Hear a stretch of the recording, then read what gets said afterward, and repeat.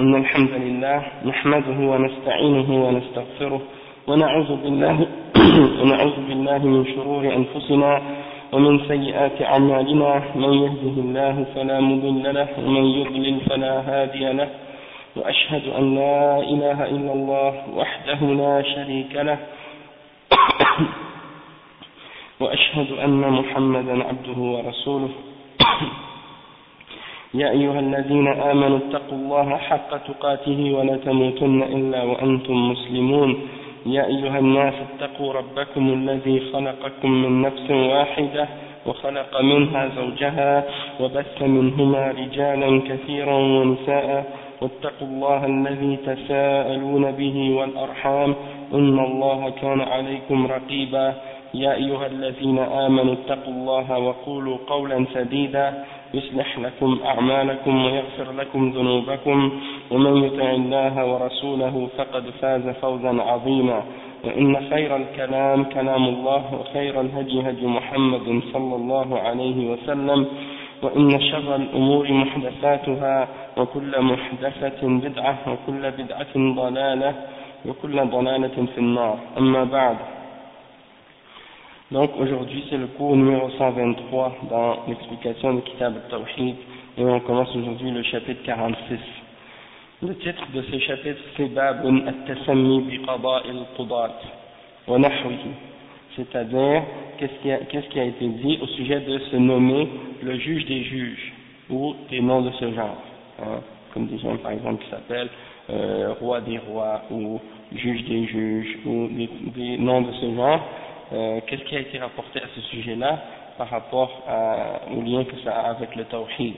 Et le cheikh, il commence, Cheikh Salih al-Fawzan il explique en disant وَهَذَا الْبَابُ مُشَابِهٌ لِلْبَابِ الَّذِي قَبْلَهُ باب من سب الدهر فقد آذى الله لأن الباب الذي قبله فيه النهي عن مسبة الدهر لأن ذلك يؤذي الله سبحانه وتعالى وهذا الباب في النهي عن التسمي بالأسماء الضخمة التي فيها العظمة التي لا تليق إلا بالله سبحانه وتعالى لأن هذا يغيظ الله سبحانه وتعالى فسب الدهر يؤذي الله وهذا يغيظ الله سبحانه وتعالى وكلا الأمرين محرم شديد التحريم.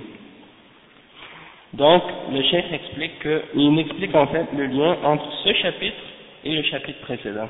Tu peux allumer la lumière qui est au-dessus, non. Donc, c'est le lien entre ce chapitre et le chapitre précédent. Le chapitre précédent, c'était le fait que celui qui insulte le temps, c'est comme s'il a ennuyé Allah, ou il a fait une nuisance à Allah subhanahu wa ta'ala en insultant le temps. Pourquoi? Parce que, bien entendu, c'est comme s'il insultait indirectement celui qui contrôle le temps. D'accord? Donc maintenant dans ce chapitre on va voir que c'est interdit de s'appeler ou de se nommer par des noms qui sont des noms de grandeur, qui impliquent que quelque chose a une grandeur qui n'est convenable que pour Allah subhanahu wa ta'ala ou qui n'appartient que à Allah subhanahu wa ta'ala. Et pourquoi? Parce que ça met Allah subhanahu wa ta'ala en colère. Donc l'insulter Allah subhanahu wa ta'ala, c'est quelque chose qui fait une nuisance à Allah subhanahu wa ta'ala, c'est-à-dire ça l'ennuie, c'est quelque chose qu'il n'aime pas, et celui-là c'est quelque chose qui met Allah en colère, c'est-à-dire quelqu'un qui se donne des gros titres, des noms qui ne sont que valables pour Allah subhanahu wa ta'ala, c'est quelque chose qui met Allah subhanahu wa ta'ala en colère, et les deux sont haram, ils sont sévèrement interdits par Allah subhanahu wa ta'ala. الشيخ يقول ويأتي بعد هذا الباب باب احترام أسماء الله سبحانه وتعالى وهو كذلك يشبه هذين البابين فهذه الأبواب الثلاثة بعضها يشبه بعضا ولكنها لما كانت متنوعة نوعها المؤلف رحمه الله من أجل أن يعرف كل شيء على حدته مفصلا لأن أمور التوحيد لا بد فيها من التفصيل والبيان ولا يكفي فيها الإجمال والاختصار. Donc, le cheikh il dit que après ce chapitre, après le chapitre 46, le 47, c'est un chapitre qui parle du respect des noms d'Allah subhanahu wa ta'ala. Et le cheikh il dit que c'est également un chapitre qui ressemble au chapitre, comme le chapitre précédent et ce chapitre-ci. Donc c'est comme si c'est trois chapitres qui se suivent, qui ont un sujet qui se ressemble et qui sont près les uns des autres. Toutefois, ils ont wa alaykum salam wa rahmatullahi wa barakatuh. Toutefois, ces chapitres-là ont des caractéristiques ou des sujets un petit peu plus particuliers. Chacun d'entre eux ou traite d'un point qui est plus spécifique par rapport à l'autre. Et le cheikh Mohammed ibn Abdul Wahhab a voulu donc parler de chacun de ces sujets-là séparément et de façon détaillée. Et le cheikh il dit que ça c'est important parce que les questions qui ont rapport avec le tawhid, il faut absolument y aller dans les détails à ce sujet-là. C'est un sujet des questions qui ont rapport avec le tawhid. Il faut aller dans les détails et il faut clarifier les choses de façon très spécifique et très détaillée. C'est pas suffisant de résumer ou de donner des choses de façon générale dans le tawhid. Parce que de généraliser trop dans le tawhid et de trop faire les choses de façon vague dans le tawhid, c'est ça ce qui amène beaucoup de gens à tomber dans beaucoup d'erreurs, soit des formes d'extrémisme, ou soit même dans les formes de shirk et des formes d'égarement. Donc, il ne faut pas juste se satisfaire des résumés. Quand c'est question du tawhid, il faut au contraire aller dans les détails et étudier les choses de façon très très détaillée et très spécifique. Mais, bien entendu, il faut y aller étape par étape. C'est-à-dire, tu ne vas pas sauter les étapes si tu n'as pas encore étudié les choses de base. Eh bien, tu ne vas pas sauter dans des choses qui sont très très spécifiques et approfondies. On y va étape par étape, chacun selon son niveau, et par la suite, au fur et à mesure qu'on avance, là on rentre de plus en plus dans les détails pour comprendre de mieux en mieux les questions qui ont rapport avec le tawhid. Ensuite, le cheikh il dit قوله التسمي بقاضي القضاة ونحوه، يعني كل اسم فيه تعظيم شديد للمخلوق من الألقاب والأسماء التي فيها التعظيم الذي لا يليق إلا بالله سبحانه وتعالى، مثل ملك الأملاك وسيد السادات وما أشبه ذلك من الألقاب الضخمة التي يتلقب أو يتسمى بها بعض الجبابرة أو المستكبرين، وكل هذا محرم ومنهي عنه لأن المطلوب من المخلوق التواضع مع الله سبحانه وتعالى وتجنب ما فيه تزكية للنفس أو تعظيم للنفس، لأن هذا يحمل على الكبر والإعجاب وخروج الإنسان عن طوره ووضعه الصحيح. Donc le cheikh il dit que le cheikh Mohammed ibn Abdul Wahhab il a intitulé ce chapitre qu'est-ce qui a été rapporté au sujet de se nommer par des noms comme le juge des juges ou des noms de ce genre-là. Le cheikh il dit, c'est-à-dire que chaque nom dans lequel il y a une grande disons un signe de grandeur pour une créature parmi les titres ou parmi les noms et que ce sont des noms qui indiquent une grandeur ou un grand respect qui ne convient que pour Allah subhanahu wa ta'ala, comme par exemple le roi des rois ou le maître des maîtres ou des noms de ce genre. Ça ce sont des titres qui sont des titres de grandeur. Et on n'a pas le droit de se donner ces titres-là ou bien de se nommer par ces noms-là. Toutefois, on remarque que certains, comment on pourrait dire, certains grands hommes, comme par exemple des dictateurs ou des grands empereurs, se sont nommés parfois par ces noms-là. Comme par exemple des hommes comme Pharaon ou des hommes comme qui ont eu beaucoup d'autorité et de pouvoir sur leur peuple à différentes époques de l'histoire. Ils se sont donné des titres comme ça pour s'élever, et bien entendu ça c'est des titres qui appartiennent uniquement à Allah subhanahu wa ta'ala, et quand une créature se donne ces noms là c'est comme s'il se montre orgueilleux et arrogant et fier, et il s'élève au niveau du niveau qui est habituellement pour les créatures. Il veut s'élever de ce niveau-là et essayer de se ressembler, ou essayer de se donner une ressemblance avec Allah subhanahu wa ta'ala.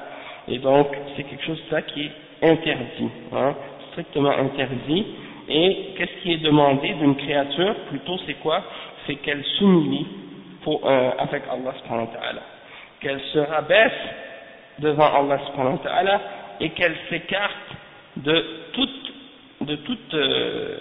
glorification ou de toute fierté pour elle-même ou de toute grandeur pour elle-même.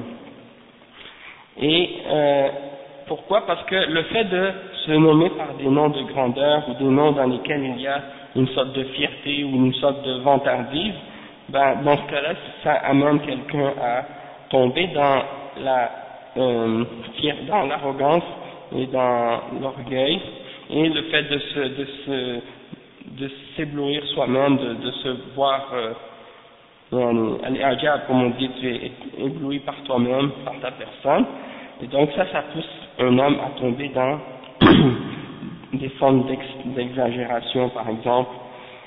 Et ça c'est quelque chose bien entendu qui n'est pas correct, parce que chaque chose doit être dans la place dans laquelle Allah l'a mis, hein? Donc quelqu'un ne doit pas essayer de monter plus haut que son niveau à lui. Et le cheikh dit وكل هذا يخل بعقيدة التوحيد لأن عقيدة التوحيد تدور على توحيد الله سبحانه وتعالى وعلى تنزيه الله من المشابهة والمماثلة. فمن تسمى باسم لا يليق إلا بالله على وجه التعاظم فهذا فيه تشبيه بأسماء الله سبحانه وتعالى. Donc ça c'est le cheikh il dit que donc le fait de se donner ces titres là c'est quelque chose qui vient qui vient mettre des déficiences dans ton tawhid, ok, qui vient mettre des questions de déficience dans ton tawhid, parce que la aqida, la croyance en le tawhid, est centrée sur, bien entendu, le fait d'unifier Allah subhanahu wa ta'ala. Et unifier Allah subhanahu wa ta'ala, ça veut dire quoi?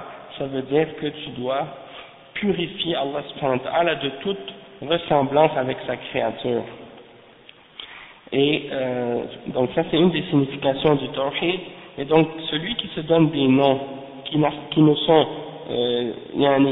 sont des noms qui conviennent uniquement à Allah subhanahu wa ta'ala, dans le but de s'agrandir et de s'élever au-dessus des créatures, alors il y a dans ça une sorte de ressemblance. C'est comme si cette personne-là essaie de se faire ressembler à Allah subhanahu wa ta'ala en prenant des noms d'Allah subhanahu wa ta'ala. D'accord? Et le cheikh dit فمثلا قاضي القضاة هذا لا يليق إلا بالله سبحانه وتعالى لأن الله سبحانه وتعالى هو الذي يقضي بين الناس يوم القيامة القضاء النهائي ويقضي بين جميع الخلق ملوكهم وأمتهم وعلمائهم وعوامهم يقضي بين جميع خلقه سبحانه وتعالى فالقضاء المطلق هو لله سبحانه وتعالى فلا يليق أن يقال للمخلوق قاضي القضاة لأن الله سبحانه وتعالى هو الذي يقضي بين جميع الناس يوم القيامة ويقضي بينهم بحكمه إن ربك يقضي بينهم بحكمه وهو العزيز العليم وهو العزيز العليم. Donc le cheikh il dit donc par exemple de se nommer par exemple le juge des juges, c'est quelque chose qui ne peut pas appartenir comme titre excepté à Allah subhanahu wa ta'ala, parce que Allah subhanahu wa ta'ala c'est lui qui va juger au jour de la résurrection entre les hommes, et son jugement et son décret est final et terminal, c'est-à-dire le décret d'Allah subhanahu wa ta'ala c'est pas un décret qu'on peut amener en cours supérieur, hein, ou faire des contestations, ou contester ou quoi que ce soit. Non. Lorsque Allah subhanahu wa ta'ala tranche entre les hommes au jugement dernier, ça veut dire que c'est un jugement final et terminal, et c'est un jugement en complète justice, en complète connaissance de cause. Donc, Allah subhanahu wa ta'ala, il va juger entre les créatures, et entre toutes les créatures. Ça veut dire, il va juger entre les rois, il va juger entre la population, il va juger entre les savants, il va juger entre les gens ordinaires, et il va donc juger toutes les créatures. Et son jugement est absolu. Allah subhanahu wa ta'ala, son jugement est absolu. Et donc, personne n'a le droit, donc, parmi les créatures, de se nommer par le nom de Qadi al-Qudat, parce que c'est seulement Allah subhanahu wa ta'ala qui peut avoir ce titre-là. Et le cheikh dit que c'est Allah qui va juger entre les hommes au jugement dernier par son jugement. Et il mentionne le verset 78 dans Surat An-Naml, dans lequel Allah subhanahu wa ta'ala il dit que ton Seigneur va juger entre eux par son jugement. C'est lui le tout-puissant et l'omniscient. فهذا الذي يقضي بين الناس سبحانه وتعالى فهو الذي يقضي بين الناس سبحانه وتعالى. Donc c'est lui qui va juger entre les hommes. أما القاضي بين الناس فإنه يقضي بين فئة قليلة من الناس لا يقضي بين كل الناس وإنما يقضي بين عدد قليل محصور إما في بلد وإما في قضية خاصة ثم قضاؤه أيضا قد يكون صوابا وقد يكون خطأ أما قضاء الله سبحانه وتعالى فإنه لا يكون إلا حقا وصوابا لا يتطرق إليه الخطأ والنقص جل وعلا. فهذه الكلمة قاضي القضاة تعظيم زائد ومنح للمخلوق لصفة لا يستحقها ومرتبة لا يرقى إليها أو لا يرقي إليها. Qu'est-ce qu'il dit le cheikh ici? Il dit que les juges dans cette dunya, parmi les hommes, ils jugent uniquement entre des petits groupes parmi les hommes. Ils ne jugent pas tous les hommes en entier. Et non seulement ça, mais ils jugent entre des petits nombres limités dans un pays bien spécifique et dans des cas et dans des questions très spécifiques. Et non seulement ça, mais son jugement, il se peut que son jugement soit bon, et il se peut que son jugement soit incorrect également, parce qu'il peut se tromper dans son jugement. Toutefois, Allah subhanahu wa ta'ala, contrairement aux êtres humains, eh ben, son jugement, il n'est que la vérité. Il est toujours bon, son jugement. Et donc c'est ça. Donc le cheikh il dit, donc c'est en ce qui concerne le jugement d'Allah subhanahu wa ta'ala, il ne peut qu'être que vrai. Et c'est toujours le bon jugement qu'il donne. Et il ne peut pas y avoir d'erreur dedans, dans son jugement. Il ne peut pas y avoir également de manquement ou des imperfections ou quoi que ce soit. Et donc ce nom-là, ce titre de juge des juges, c'est un titre qui est superflu en ce qui concerne une créature, et c'est de donner à une créature un attribut qu'il ne mérite pas et un degré qu'il ne peut jamais atteindre. Donc, il dit فالمناسب أن يقال رئيس القضاة بمعنى أنه يرجع إليه في أمور القضاء بتنظيماته ومجرياته. Donc il dit, c'est mieux de dire le chef des juges, ou le juge en chef, mais pas de dire le juge des juges. D'accord? Parce que ça voudrait dire, comme si tu dis le juge en chef, ça veut dire celui vers qui l'organisation et les questions de jugement revient à lui dans la dunya pour les procédures et des choses de ce genre-là, mais pas.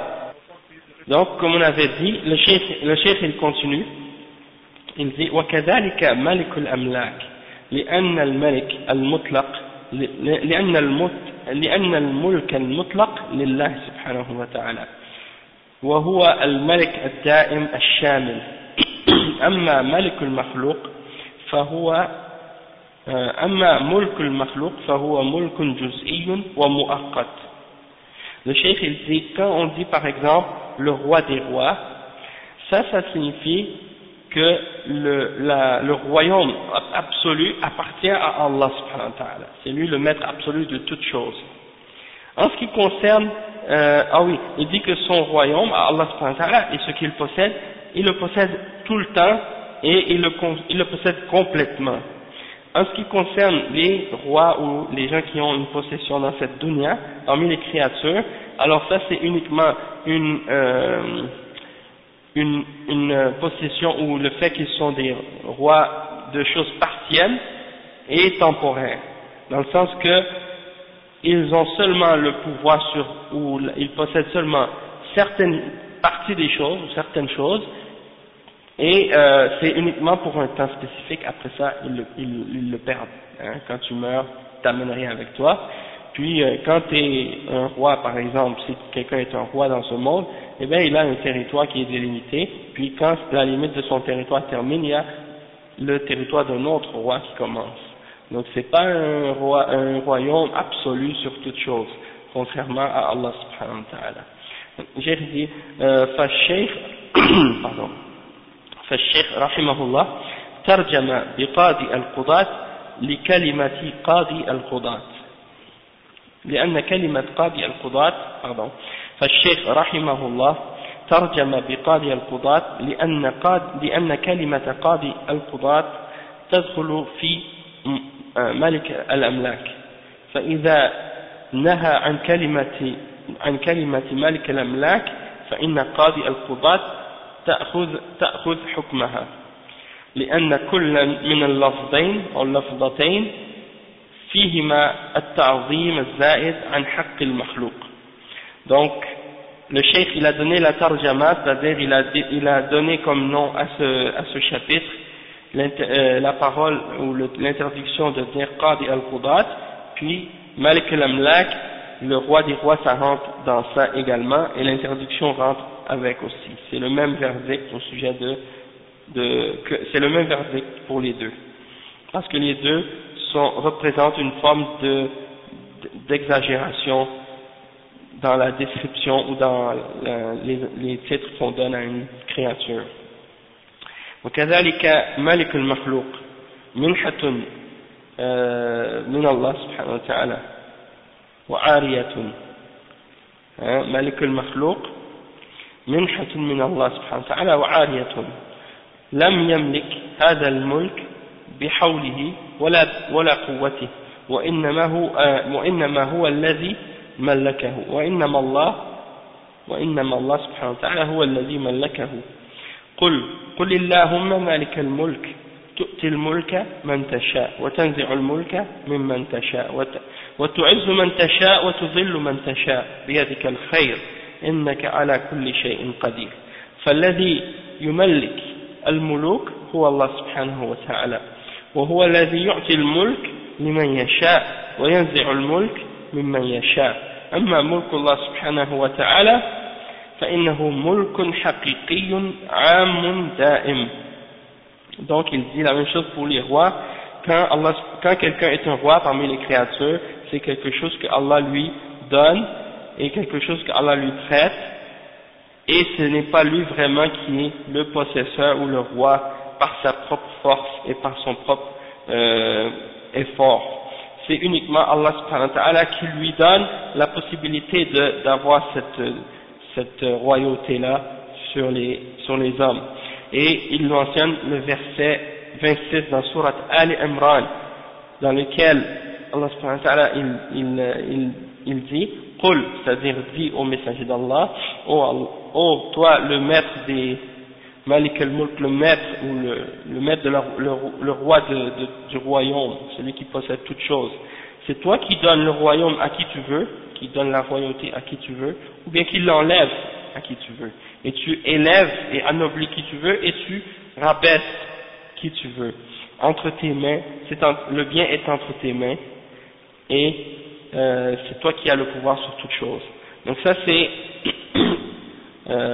une description d'Allah subhanahu wa ta'ala. On dirait que c'est lui, Allah subhanahu wa ta'ala, qui fait que quelqu'un est un roi. C'est Allah subhanahu wa ta'ala qui donne la royauté à qui il veut, et qui l'enlève à qui il veut. Il donne à qui il veut, il enlève à qui il veut. Donc le vrai roi c'est Allah subhanahu wa ta'ala. Et c'est lui qui a le pouvoir et la royauté réelle sur toute chose, et c'est une royauté générale et absolue et éternelle. Et même qu'il y a une des narrations du prophète sallallahu alayhi wa sallam qui dit que au jugement dernier, au jour de la résurrection, Allah subhanahu wa ta'ala, il va anéantir et détruire toute chose, et il va dire, une fois qu'il aura tout détruit, il va dire où sont les rois maintenant. Wa alaykum salam wa rahmatullahi wa barakatuh. Il va dire où sont les rois aujourd'hui, et bien entendu personne ne sera là pour répondre, et ce sera lui. Il va dire liman al-mulk al-yawm lillahi al-wahid al-qahhar. Ensuite il mentionne un hadith qui est rapporté par Abu Huraira dans le Sahih, dans lequel il dit que le prophète sallallahu alayhi wa sallam a dit inna akhna'a ismin 'inda Allah rajulun tasamma bi malik al-amlak la malika illa Allah subhanahu wa ta'ala. وقال سفيان مثل شاهنشاه. وفي رواية أغيظ على الله يوم القيامة وأخبثه. وقوله أخنى يعني أوضع. Donc dans le Sahih, Abu Huraira, c'est mentionné selon Abu Huraira que le prophète sallallahu alayhi wa sallam a dit le nom qui sera le plus rabaissé ou humilié au jugement dernier par Allah subhanahu wa ta'ala, ce sera le nom de la personne qui sera donné le titre de roi des rois, alors qu'il n'y a de roi que Allah subhanahu wa ta'ala. Et Sufyan al-Thawri, il a dit comme quelqu'un qui s'appelle Shah al-Shah en perse. Shah, ça veut dire le roi, hein? Donc le roi d'Iran on l'appelait le Shah, parce qu'en perse le mot Shah ça veut dire le roi, et de s'appeler Shah al-Shah, c'est-à-dire le roi des rois, ça c'est pas permis. Et dans une autre narration, ce sera le nom qui va mettre le plus Allah subhanahu wa ta'ala en colère au jour de la résurrection, et c'est le plus mauvais des noms, et c'est le nom que Allah, la personne qui s'est donné ce titre là sera le plus rabaissé au jour de la résurrection. Et le Cheikh Al-Fawzan il explique ça, il dit وفي الصحيح يعني صحيح مسلم أن النبي صلى الله عليه وسلم قال إن أخنع فسرها المؤلف في آخر الباب أخنع يعني أوضع. فهذه الكلمة هي إذا أطلقت على المخلوق ملك الأملاك فإنها تكون وضيعة عند الله سبحانه وتعالى، وإن كان مقصود صاحبها الرفعة والعلو، فإن الله يجازيه بنقيض قصده ويجعله وضيعا، كما جاء في الحديث أن المتكبرين يوم القيامة يحشرون أمثال الذر وذلك معاملة لهم بنقيض قصدهم. Subhanallah. Donc le cheikh dit que dans Sahih Muslim, le prophète sallallahu alayhi wa sallam, il a dit que le nom le plus humilié au jugement dernier sera ce nom-là, le roi des rois.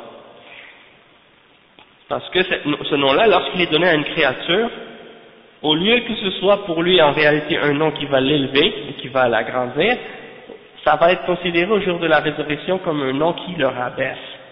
Il va être humilié et rabaissé pour ce nom-là. Et la personne qui s'était donné ce titre-là, il se l'est donné dans le but de s'élever, dans le but de s'agrandir. Et pourtant, au jugement dernier, ça va être le contraire de ce qu'il a voulu. Ça va être quelque chose qui va le rabaisser. Ensuite, le cheikh il dit, comme c'est mentionné dans un hadith, que les gens qui sont orgueilleux, al-mutakabbirin, au jour de la résurrection, quand ils vont être ressuscités, ils vont être petits comme une graine. Le cheikh il dit, quand ils vont être ressuscités comme une petite graine. Et ça c'est pour les humilier. Allah subhanahu wa ta'ala va faire ça en fait pour les traiter de la façon contraire de ce qu'ils cherchaient, hein. ils cherchaient à s'élever, à s'enfler d'orgueil, et donc pour les punir, Allah va les rapetisser au jugement dernier. Allah understand. Donc le cheikh il dit رجل تسمى وفي رواية يسمى بالياء والفرق بين تسمى أو يسمى نفس يسمي أو يعني تسمى أي سمى نفسه ويسمى يعني سماه غيره ورضي هو بذلك ولم ينكر فهذا فيه سوء أدب مع الله سبحانه وتعالى وتعظم ورفعة لا يستحقها المخلوق والله جل وعلا يقول تلك الدار الآخرة نجعلها للذين لا يريدون علوا في الأرض ولا فسادا والعاقبة للمتقين فالمؤمن لا يريد العلو في الأرض وإنما يريد التواضع لله سبحانه وتعالى وإن تولى وملك فإنه لا يريد العلو وإنما يريد بالولاية والملك الإصلاح والعدل بين الناس فإذا كان هذا قصده صار من أحب الخلق إلى الله تعالى وصار من السبعة الذين يظلهم الله في ظله يوم القيامة فالملك العادل من السبعة الذين يظلهم الله في ظله يوم القيامة. Donc le cheikh il dit que dans une autre narration c'est écrit Rajulun Tasamma, c'est-à-dire un homme qui s'est appelé, c'est-à-dire s'est donné ce nom-là, le roi des rois. Et dans une autre narration Yusamma nafsahu, yani Yusamma, c'est-à-dire Yusamma ça veut dire on lui a donné ce nom-là. Tasamma ça veut dire il s'est appelé comme ça, et Yusamma ça veut dire les autres lui ont donné ce nom-là et lui il a été satisfait de ça. Donc c'est ça la différence entre les deux. Soit tu te le donnes le nom à toi-même, ou bien quelqu'un d'autre te le donne, puis toi tu l'acceptes et tu le rejettes pas. Dans ce cas-là, les deux, ça rentre dans ce cas-là et c'est quelque chose de blâmable. Toutefois, si les gens lui ont donné ce titre, mais lui-même il ne l'a pas accepté, il n'a pas été d'accord avec ça, mais on lui a donné et il a dit non, je veux pas que vous m'appeliez comme ça, et les gens continuent à l'appeler comme ça quand même, là c'est pas de sa faute. Hein? Et le cheikh dit وفيه سوء أدب مع الله سبحانه وتعالى. Il y a dans le fait de s'appeler comme ça le roi des rois, il y a un mauvais comportement envers Allah subhanahu wa ta'ala. C'est comme si tu essaies de t'élever, de t'agrandir et de t'élever toi-même à un niveau que tu ne mérites pas parce que tu es une créature.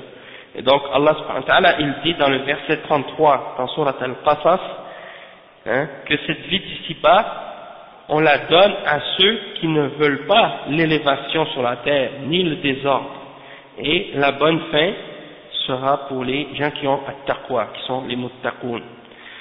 Wal aqibatu lil muttaqin. Donc le vrai mu'min il ne veut pas s'élever sur la terre, il ne veut pas être au-dessus des gens sur la terre, il veut uniquement au contraire se rabaisser et s'humilier devant Allah subhanahu wa ta'ala. Et si Allah lui donne une royauté ou qu'il fait de lui un dirigeant ou un roi sur quelque chose ou sur des gens, alors il doit prendre cette position-là, mais pas pour vouloir s'élever et pour vouloir être haut. Il veut uniquement, dans le fait qu'il devient dirigeant ou qu'il prend cette position-là, ou qu'il devient un roi, il l'utilise uniquement pour faire de la réforme sur la terre, pour amener du bien et pour juger entre les hommes avec la justice. Et si ça c'est son intention réelle, lorsque il devient le roi ou le responsable ou le chef ou le président ou quelque chose de ce genre, donc si ça c'est réellement son intention, il sera une des créatures les plus aimées pour Allah subhanahu wa ta'ala. Il va être pour Allah une des créatures les plus aimées. Et il va faire partie des 7 personnes que Allah va recouvrir par son ombre au jour de la résurrection. Parce que le roi qui est juste va être parmi les 7 catégories de personnes que Allah va couvrir de son ombre au jour de la résurrection. فليس معنى هذا النهي عن تولي الملك لأن تولي السلطة والحكم مطلوب إذا كان القصد الإصلاح فلا عيب في ذلك، وإنما العيب في القصد السيء، فإن كان قصده من تولى الملك العظمة والكبرياء والتجبر صار مهانا عند الله سبحانه وتعالى، وإن كان قصده الإصلاح والعدل وإقامة الحق في الأرض صار مأجورا عند الله سبحانه وتعالى، بل أجره عظيم، ومن الذين تستجاب دعوتهم عند الله سبحانه وتعالى ولا ترد دعوته. Donc, alhamdulillah, le cheikh il dit, le fait que Allah subhanahu wa ta'ala n'aime pas que quelqu'un s'appelle le roi des rois, ça ne veut pas dire que quelqu'un n'a pas le droit de devenir un roi ou d'être un roi. Comme par exemple, il y a des gens qui s'imaginent que la royauté c'est quelque chose d'interdit dans l'islam. Et bien entendu, c'est faux, yani. Mais le cheikh il dit, il faut toutefois que la personne, une fois que Allah lui a donné le pouvoir et le jugement, il faut que son intention soit de faire la réforme. Et si c'est ça son intention, dans ce cas-là, il n'y a aucun blâme du fait que quelqu'un soit un roi, ou que quelqu'un soit un dirigeant, ou un président, ou quoi que ce soit, il y a parmi les gens qui ont une autorité sur la terre. Le blâme vient uniquement lorsque la personne a une mauvaise intention et qu'il prend la responsabilité du pouvoir dans le but de s'élever, dans le but de s'agrandir et dans le but de la fierté et pour s'établir comme un dictateur contraignant. S'il fait ça, même s'il va être craint par les hommes, il va être élevé et respecté par les hommes, il va être pour Allah quelqu'un d'humilié, quelqu'un de rabaissé. D'accord? Et Allah subhanahu wa ta'ala ne va pas l'aimer s'il agit de cette façon-là. Toutefois, si son intention c'est de faire le bien, de répandre la justice, d'établir la vérité sur la terre, d'établir la religion d'Allah subhanahu wa ta'ala, de défendre la vérité, alors il sera récompensé auprès d'Allah subhanahu wa ta'ala, et sa récompense sera énorme, et il fera partie de ceux qui auront leurs invocations exaucées, et Allah ne va jamais refuser leur invocation, il va toujours les exaucer. Hein? Donc ça c'est pour dire que le dirigeant musulman, idéalement c'est comme ça qu'il doit être. Il doit avoir comme intention d'établir la vérité et la justice sur la terre et d'être juste envers les créatures. Toutefois, si jamais c'est pas le cas, on a expliqué déjà dans d'autres cours, si c'est pas le cas, si supposément le dirigeant est injuste, ça ne justifie pas qu'on ait le droit de se rebeller contre lui ou de prendre les armes contre lui ou d'appeler les gens à le détester ou à se rebeller contre lui. Ça c'est juste un point en passant, parce qu'il y en a qui ne comprennent pas ce point-là et ils suivent la voie des Khawarij et appellent à la rébellion contre les dirigeants parce qu'ils disent ils font de l'injustice, et le prophète Mohammed sallallahu alayhi wa sallam a interdit ce genre de rébellion-là et ce genre de critique-là. Que ce soit fait au nom de la démocratie ou au nom de soi-disant d'autres choses, tout ça c'est interdit. Hein, par rapport aux dirigeants, pour un musulman, il n'y a pas de place pour ça dans le Coran et dans la Sunna. Donc il faut se limiter à qu'est-ce que Allah nous a ordonné et le prophète sallallahu alayhi wa sallam. Ensuite, le cheikh dit وقال سفيان, يعني سفيان ibn Uyayna, l'imam al-muhaddith al-jalil. Tout à l'heure j'ai dit Sufyan al-Thawri, je me suis trompé. Le cheikh il dit c'est Sufyan ibn Uyayna, parce qu'il y a deux Sufyan parmi les imams des salaf. Il y a Sufyan ibn Uyayna et il y a Sufyan al-Thawri. Sufyan ibn Uyayna c'est un des imams de Mecca et il était un des grands savants à l'époque de l'imam Malik. L'imam Malik était à Médine et l'imam Sufyan ibn Uyayna lui il était, disons, comment on pourrait dire, l'homonyme, hein, ça qu'on dit, l'homonyme de l'imam Malik, mais à Mecca. Hein, c'était un grand savant de hadith et un grand savant de l'islam parmi les imams des salaf. Et Sufyan al-Thawri, lui, c'était un des ulama de hadith également, à la même époque, mais toutefois, il était un des grands fuqaha aussi, un des grands savants de fiqh, et il avait même un madhab, il avait même son propre madhab, que ses élèves n'ont pas préservé. Donc c'est pour ça qu'on n'a pas connaissance de ce madhab-là aujourd'hui. Toutefois, il faisait partie des grands fuqaha, comme l'imam Malik et l'imam Ahmad et l'imam Abu Hanifa et l'imam al-Shafi'i. Donc ce sont deux grands imams. Et non. Si c'est dans le fiqh, c'est plus Sufyan al-Thawri. Si c'est le hadith, c'est plus Sufyan ibn Uyayna.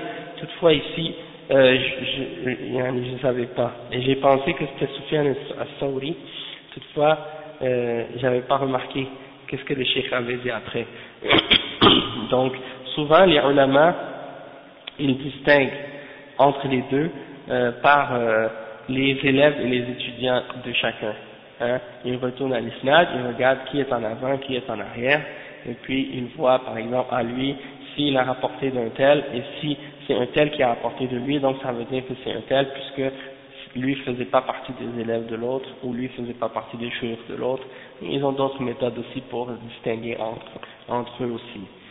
Donc en général, comme on dit, Sufyan al-Thawri, c'est plus souvent par rapport aux questions de fiqh qu'on mentionne, qu'on en parle, qu'on parle de lui, tandis que Sufyan ibn Uyayna, c'est souvent par rapport au hadith.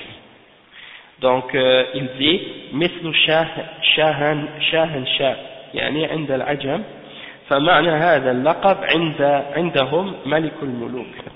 Donc le cheikh dit ومقصود سفيان رحمه الله بهذا أن يبين أن هذا اللقب ممنوع في جميع اللغات سواء بالعربية أو بالعجمية، سواء سمي ملك الملوك أو شاهنشاه، فالمعنى واحد. وكذلك قاضي القضاة أو ما أشبه ذلك، فهذا منهي عنه في جميع اللغات. وفي رواية أغيض فهذا أفعل تفضيل والغيظ شدة الغضب. Donc le cheikh il dit que l'imam Sufyan ibn Uyayna il a dit que Shahanshah c'est dans les langues perses, c'est dans les langues étrangères non arabes, et c'est la signification de roi des rois dans cette langue-là. Donc ce titre-là est interdit. Et qu'est-ce que Sufyan ibn Uyayna veut dire quand il dit ça? C'est comme s'il est en train de dire que ce titre est interdit dans toutes les langues, peu importe la langue. D'accord? Qu'est-ce qui est important? C'est la signification. Donc que ce soit en arabe ou en langue étrangère, si quelqu'un s'appelle roi des rois ou que son nom signifie roi des rois, alors c'est interdit dans ce cas-là de se donner ce nom-là, ou bien juge des juges, c'est la même chose dans toutes les langues. Et quand il dit que c'est un des noms qui sont Aryadu ala Allah yawm al-qiyamah, Aryadu c'est min af'al tafdil, dans le sens que al-ghayz ça veut dire en arabe la colère qui est très très dure, très sévère, et donc ça voudrait dire que c'est un nom qui met Allah subhanahu wa ta'ala très très en colère, et c'est le nom qui met Allah le plus en colère au jour de la résurrection. D'accord? Donc on a terminé le chapitre 46, donc on va commencer juste une partie du chapitre 47, puis on va pas le faire au complet, juste l'introduction, puis on continuera le reste la semaine prochaine, Inch'Allah. Donc le chapitre 47, Al-Bab As-Sabi' wal-Arba'oun, le titre de ce chapitre c'est quoi? C'est Babu Ihtiram Asma'illah wa Taghyir al-Ism min ajli dhalik, c'est-à-dire le chapitre qui parle du respect qu'on doit avoir envers les noms d'Allah subhanahu wa ta'ala, et que parfois on doit changer notre nom pour respecter, pour montrer du respect envers les noms d'Allah subhanahu wa ta'ala. C'est-à-dire que si quelqu'un a un nom qui fait partie des noms d'Allah subhanahu wa ta'ala, quelqu'un doit le changer, il doit laisser tomber ce nom-là par respect pour Allah subhanahu wa ta'ala, parce que c'est un nom qui appartient à Allah seul. Et on va avoir des exemples de ça dans ce chapitre. Le cheikh il dit وقوله رحمه الله باب احترام أسماء الله أي إكرامها وإجلالها وعدم إهانتها أو استعمالها في شيء يمتهن. C'est-à-dire que la signification de ce chapitre, de montrer du respect envers les noms d'Allah, ça veut dire de leur montrer de l'honneur, de les exalter, de ne pas les rabaisser ou de les utiliser pour quelque chose de rabaissant ou de futile. D'accord? Et donc, les noms, al-asma, jam'u ism, wal-ism, ما يوضع علامة على الشيء مميزا له عن غيره مأخوذ من السمو وهو الارتفاع أو من السمة وهي العلامة. Donc le cheikh il dit que les noms, c'est le mot asma en arabe, c'est le pluriel du mot ism. Et qu'est-ce que ça veut dire ism? C'est un signe ou une indication qu'on donne à quelque chose pour le distinguer de quelque chose d'autre. Donc ça c'est la définition du mot ism en arabe, et ça vient de as-sumu, hein, c'est dérivé du mot arabe as-sumu qui veut dire al-irtifa, c'est-à-dire l'élévation, ou bien c'est dérivé du mot as-sima qui veut dire un signe ou une indication. Et le cheikh dit wallahu subhanahu wa ta'ala lahu asma سمى بها نفسه في كتابه سماه بها وسماه بها رسوله صلى الله عليه وسلم في سنته وله أسماء لا يعلمها إلا هو سبحانه وتعالى ولله الأسماء الحسنى فادعوه بها وقال تعالى الله لا إله إلا هو له الأسماء الحسنى وقال سبحانه وتعالى قل ادعوا الله أو ادعوا الرحمن أيما تدعو فله الأسماء الحسنى وقال تعالى في آخر سورة الحشر له الأسماء الحسنى.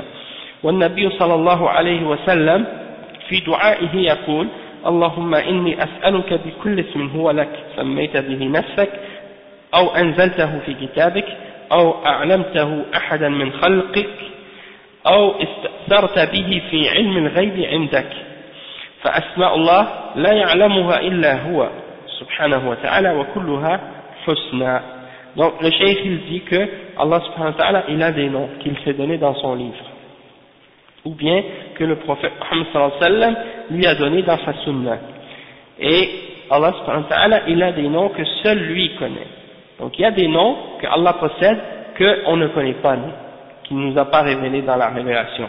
Et il mentionne des versets qui parlent de ça, comme le verset 180 dans Surat Al-A'raf qui dit « Et c'est à Allah qu'appartiennent les plus beaux noms, alors invoquez-le par ses noms. » Et également, le verset 8 dans Surat Taha, Allah subhanahu wa ta'ala il dit « Et Allah subhanahu wa ta'ala, rien ne mérite d'être adoré à part lui, et il a les plus beaux noms. Lahul asma'ul husna. » Et ensuite, il mentionne un autre verset, le verset 110 dans Surat Al-Isra, dans lequel Allah subhanahu wa ta'ala dit invoquez Allah ou invoquez Ar-Rahman, peu importe par lequel des deux vous l'invoquez, il a les plus beaux noms. C'est à lui qu'appartiennent les plus beaux noms.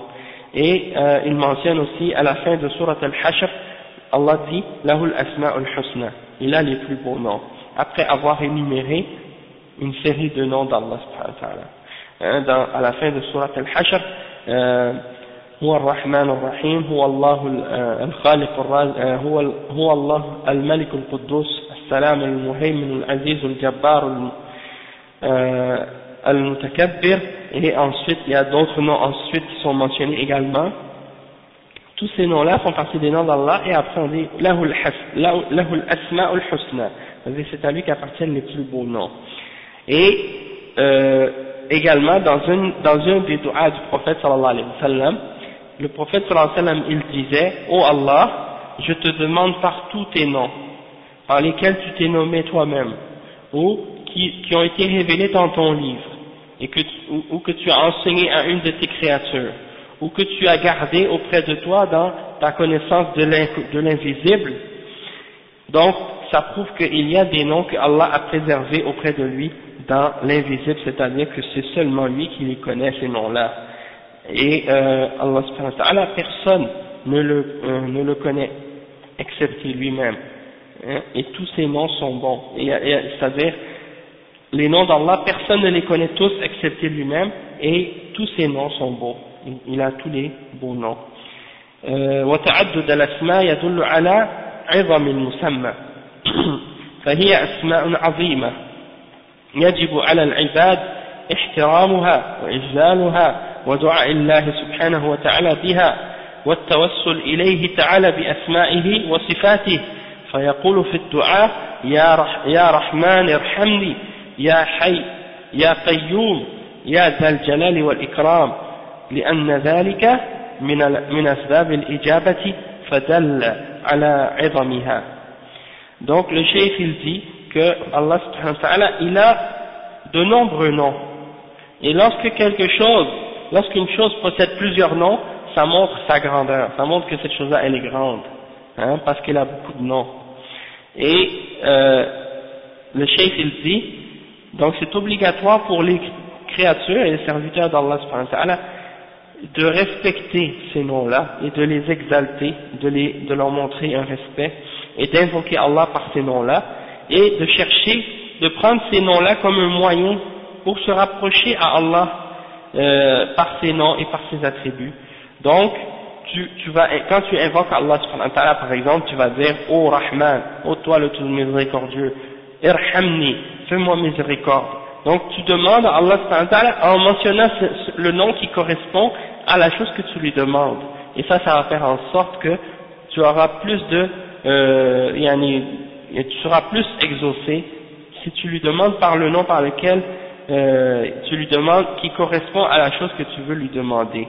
Hein, tu dis Ya Rahman irhamni, Ya Ghafour irfirli, hein, des exemples comme ça. Ya Hayyu Ya Qayyum, Ya Dhal Jalali wal Ikram. Donc tu l'invoques en mentionnant ces noms, ça fait en sorte que tu risques plus d'être exaucé par Allah subhanahu wa ta'ala. Pourquoi? Parce que tu es en train de le vénérer et de l'exalter et de mentionner ses beaux noms. Hein? Et donc c'est comme si tu es en train de dire oh Allah, puisque tu as ces grands noms-là et ces beaux noms-là, alors exauce-moi et réponds à mon invocation. Non. Donc, étant donné qu'Allah subhanahu wa ta'ala a plusieurs noms, il faut qu'on montre à Allah subhanahu wa ta'ala ce respect-là et qu'on respecte ces noms-là et qu'on demande à Allah par ces noms-là. Et le cheikh il dit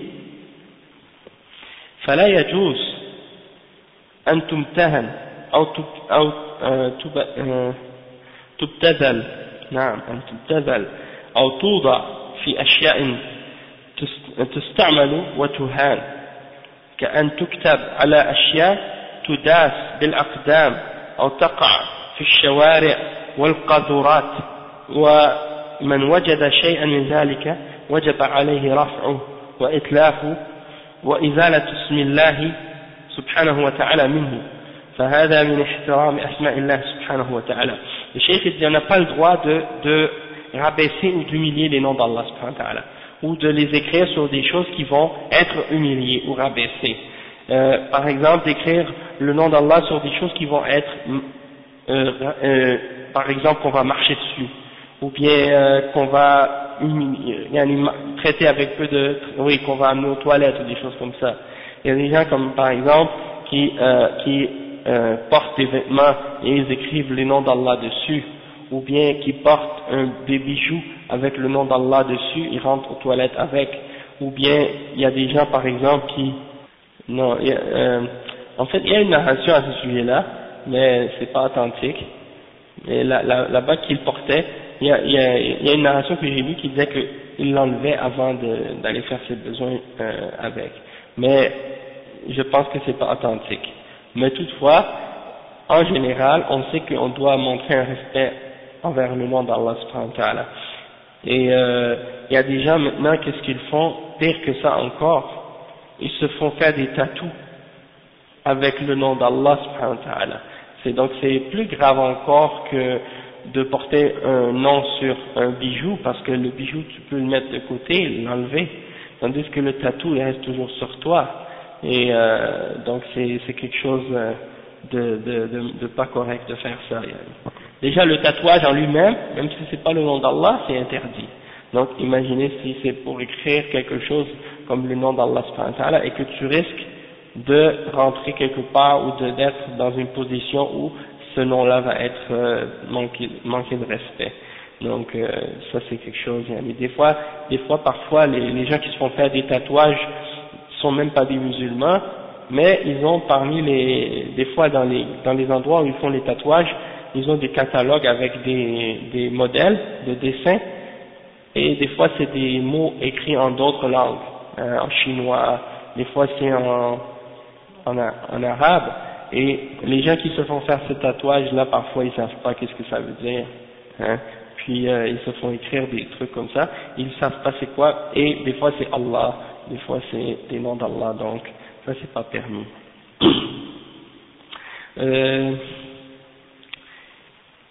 Donc il y a ce point-là que le cheikh il mentionne, on n'a pas le droit de jeter le nom d'Allah dans la rue, ou dans les saletés, ou dans les poubelles. S'il y a des livres, ou des magazines, ou des journaux dans lesquels il y a le mot Allah mentionné, ou les noms d'Allah mentionnés, comme c'est le cas dans la plupart des journaux arabes, on n'a pas le droit de les jeter aux poubelles. C'est pas permis. Non, je comprends ce que tu veux dire. Est-ce que pour le recyclage c'est la même chose que des poubelles? Puisque le recyclage c'est pas la même chose, on va le déchiqueter, on va le déchirer, on va effacer tout ce qui est dessus, puis faire du papier avec. Est-ce que dans ce cas-là c'est permis ou non? Ça c'est une bonne question. Puis qu'est-ce que le cheikh il dit, c'est que si par exemple tu trouves quelque chose dans la rue ou quelque part par terre où il y a le nom d'Allah qui est mentionné, tu dois le prendre et tu dois le détruire ou enlever les endroits où le nom d'Allah est écrit dedans pour pas que son nom soit rabaissé ou manqué de respect, et de le brûler si c'est possible. Et il y en a qui pensent que par exemple, de brûler le nom d'Allah, ils pensent que c'est manquer de respect. Non, c'est pour, en fait, le but de le brûler, c'est quoi? C'est pour faire en sorte que il va pas être manqué de respect, dans le sens le papier va devenir de la cendre, et après on peut plus lire le nom d'Allah dessus, le nom d'Allah est disparu.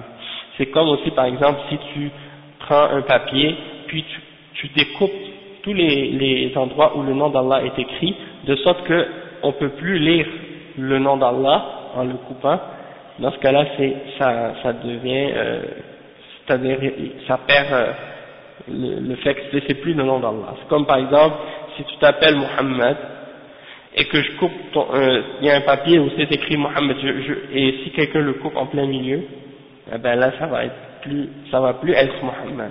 Donc dans ce cas-là, ça perd son respect dans le sens que c'est plus le nom d'Allah maintenant, c'est devenu un autre nom. C'est-à-dire c'est plus le nom du prophète Mohammed sallallahu alayhi wa sallam, ou c'est plus le nom d'Allah subhanahu wa ta'ala. Donc dans ce cas-là, quand je dis l'exemple avec le nom du prophète Mohammed sallallahu alayhi wa sallam, c'est un exemple pour donner par rapport au fait que si on coupe le mot en plein milieu, ça va plus être le mot lui-même. J'aurais pu donner n'importe quel exemple. Abdel Hakim, Hakim aussi. Non, si tu le barres, ça va pas être suffisant. Parce que le nom il reste quand même écrit en dessous. Mais il faut ou l'effacer avec une gomme si ça s'efface, parce que là ok, mais sinon, soit le couper, le déchiqueter, il y a les machines déchiqueteuses là, tu les passes tu peux le déchiqueter à la main, tant que tu es certain que le mot Allah est coupé en deux, ou qu'il, si tu as coupé le mot Allah en deux, ou en plusieurs parties, puis là que tu peux plus lire son nom, dans ce cas-là, après, t'as plus besoin tu peux le jeter n'importe comment, c'est pas grave. Mais tant que tu peux lire Allah, ou un des noms d'Allah, là tu peux pas le jeter, comme ça. Hein? Ouais.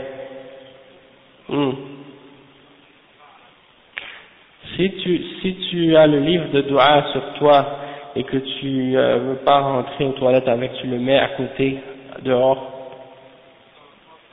Ah, mais Si tu l'as fait sans t'en apercevoir, que tu avais oublié, ça c'est pas grave.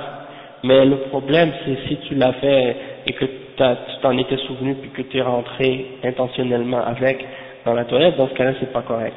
Il faut... Ok. Ouais, ça c'est les CD ou les trucs comme ça. C'est numérique, donc c'est pas vraiment le nom d'Allah subhanahu wa ta'ala qui est écrit. C'est ça. Non, ben, je veux dire, qu'est-ce que je veux dire par le portable? Quand j'ai parlé du portable dans les toilettes, c'est pas le portable lui-même, le problème. C'est que si quelqu'un t'appelle et que ta sonnerie qui est le Coran ou le Adhan, c'est là le problème avec le portable. Mais sinon, tu peux rentrer avec le portable dans les toilettes ou autres, sans problème. Mais c'est juste la crainte que soit dans les toilettes puis qu'on entend le nom d'Allah ou le Coran jouer, alors là ça va être quelque chose de pas bien. Hein.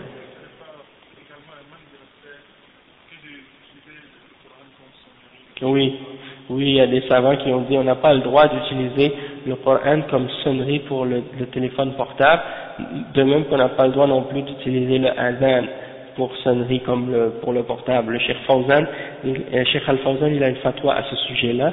Puis il dit c'est pas ça le but du Coran, il n'a pas été révélé pour ça, pour être une sonnerie ou une alarme ou des trucs de ce genre. Non, le Coran c'est la parole d'Allah, il faut le respecter, le Adhan aussi. Et il y en a qui mettent ça pour éviter de mettre de la musique, et le Cheikh il a dit le mieux dans ce cas-là c'est pas c'est ni de mettre ça, ni de mettre la musique, mais de mettre une alarme ordinaire, quelque chose qui va te réveiller ou bien t'indiquer qu'il y a quelqu'un qui t'appelle. Qu'est-ce que je disais ensuite? Le cheikh il dit donc qu'il faut montrer du respect au nom d'Allah. Ensuite il dit وقوله وتغيير الاسم إذا سمي شيء من المخلوقات باسم من أسماء الله الخاصة به كالله أو الرحمن أو ما أشبه ذلك من أسمائه الخاصة به التي لا يسمى بها غيره فإنه يجب تغيير الاسم احتراما لأسماء الله سبحانه وتعالى ومن أجل ذلك أي من أجل احترام أسماء الله سبحانه وتعالى. Donc le cheikh il dit que tu dois changer ton nom si quelqu'un s'appelle par un des noms qui sont spécifiques à Allah. Si ton nom c'est un nom qui appartient uniquement à Allah, tu es obligé de le changer par respect pour le nom d'Allah. Comme par exemple si quelqu'un a comme nom Allah, ou si quelqu'un a comme nom Ar-Rahman, eh bien il est obligé de le faire changer. Il est obligé de faire changer son nom officiellement parce que sinon c'est un manque de respect envers Allah subhanahu wa ta'ala. C'est seul Allah qui peut avoir ces noms-là. Il y a certains noms qui appartiennent uniquement à Allah. Et il y en a d'autres que certaines créatures peuvent avoir sous la forme indéfinie. On va l'expliquer. Le cheikh il dit أما الأسماء التي يسمى بها المخلوق ويسمى بها الخالق مثل الملك والعزيز وأشبه ذلك فهذه ليست من هذا الباب فالله له أسماء تختص به والمخلوق له أسماء تختص به فالله سمى نفسه الرؤوف الرحيم وقال عن نبيه بأنه بالمؤمنين رؤوف رحيم وسمى نفسه بالعليم وسمى عبده بغلام عليم وسمى بنفسه أو سمى نفسه بالحليم وسمى عبده بغلام حليم فهذه أسماء مشتركة يجوز أن يسمى بها المخلوق ولكن يعلم أنها ليست كأسماء الله سبحانه وتعالى. Il y a d'autres noms par lesquels la créature peut s'appeler et qui font partie également des noms par lesquels Allah subhanahu wa ta'ala s'est nommé, s'appelle. Comme par exemple Al-Malik. Il y a des créatures qui peuvent s'appeler Al-Malik aussi, qui peuvent s'appeler des rois. ou qui peuvent s'appeler Al-Aziz, comme par exemple à l'époque de Pharaon, hein, Al-Aziz, ou bien d'autres noms de ce genre. C'est des choses, des noms qui peuvent être donnés à une personne. Et ça fait pas partie de donner des noms d'Allah à une créature. Parce que ce ne sont pas des noms qui sont spécifiques à Allah subhanahu wa ta'ala. Et donc c'est ça. Donc le cheikh dit, Allah il a des noms qui sont spécifiques à lui, comme la créature a des noms qui sont spécifiques à la créature. Et Allah subhanahu wa ta'ala, par exemple, il s'est nommé Ar-Ra'ouf, Ar-Rahim, comment on dit Ar-Ra'ouf, le compatissant, ouais, quelque chose comme ça, le compatissant, Ar-Rahim, le très miséricordieux, et il a nommé son prophète dans Surat At-Tawbah 128 en disant que il a parlé du prophète Mohammed sallallahu alayhi wa sallam en disant qu'il est Ra'oufun Rahim, qu'il est compatissant et qu'il est miséricordieux envers les croyants.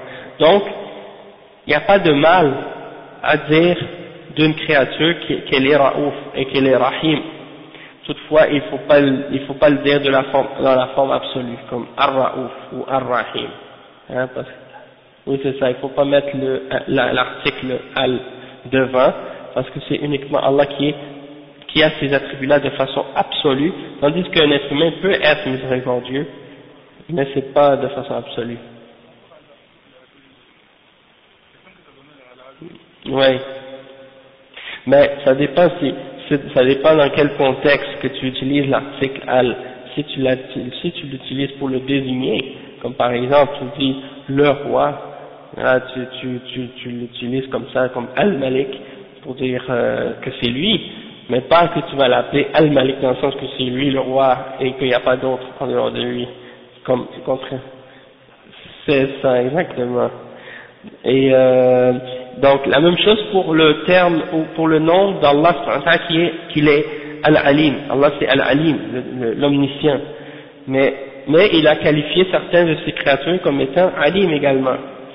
Comme par exemple dans le verset 53, Birulamin Alim, hein, quand il annonce à Ibrahim qu'il va avoir un fils, il lui annonce qu'il va avoir un fils Alim, c'est-à-dire qui est savant.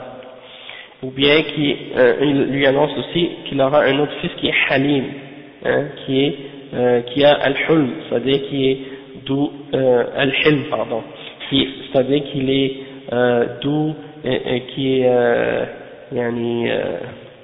qui a des caractéristiques de douceur, de gentillesse, des choses de ce genre. Et ça, ce sont des noms qui sont communs entre le créateur et la créature. Toutefois, si on donne ces noms-là à une créature, il faut savoir que quand on les donne à une créature, c'est pas comparable à lorsqu'on les donne à Allah subhanahu wa ta'ala. D'accord? Il faut savoir qu'il y a une distinction, une différence entre les deux. Donc on va s'arrêter ici pour aujourd'hui, Inch'Allah. Et puis demain, samedi prochain, Inch'Allah, on continuera le chapitre 47. On est rendu à 47. Après l'Asr, Inch'Allah, pour la semaine prochaine, parce qu'on va changer l'heure. C'est ça. On va commencer la semaine prochaine à 3h30.